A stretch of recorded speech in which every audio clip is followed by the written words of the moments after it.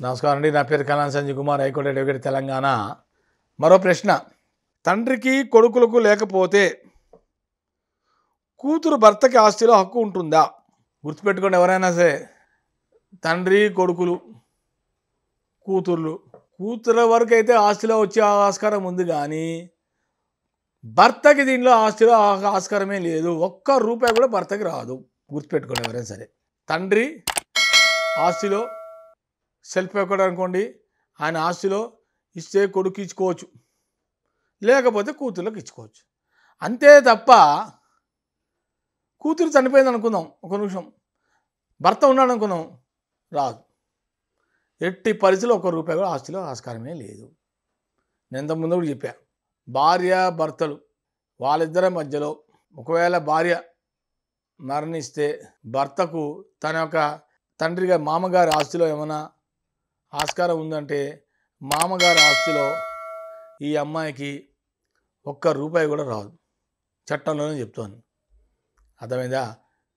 గుందే దీంట్లో ప్రకారంగా class 1 heads, class 2 heads, agnates, cognates according to section 8 of Hindu succession act ప్రకారముగా 1956 class 1 హెడ్స్లో వారసత్వం first ఇంటికి తండ్రి హెడ్,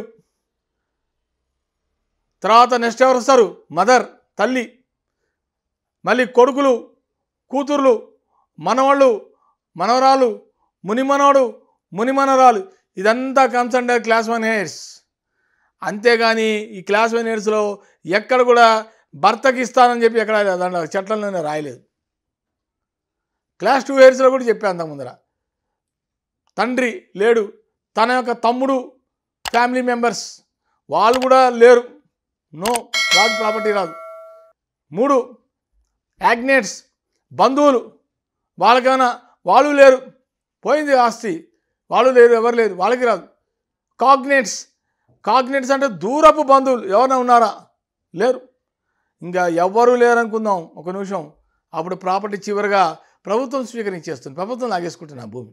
అంతే తప్ప తండ్రి కొడుకుల ఆస్తిలో కూతురికే వచ్చే ఆస్కారం ఉంది, కానీ లీగలైజ్ వారసత్వం ప్రకారంగా భర్తకి ఎక్కడ కూడా ఆస్తిలో చిల్లి గవ్వ కూడా రాదు. ఇంకోటి, తండ్రి కొడుకులు కూతుర్లు, ఇప్పుడు కొడుకులు ఉన్నారనుకోండి, కొడుకులు పిల్లలకి ఆస్తి వస్తుంది, కూతుర్లు ఉన్నారనుకోండి, కూతురు పిల్లలకి ఆస్తి వస్తుంది, కానీ కూతురు యొక్క భర్తకి రాదు, కానీ కూతురు యొక్క పిల్లలు కూడా ఆస్తి వస్తుంది. నేను అంతకుముందు చెప్పా వీడియోలో, వాళ్ళకు ఆస్తిలో వాళ్ళకి షేర్ వస్తుంది, దాంట్లో డౌటే లేదు.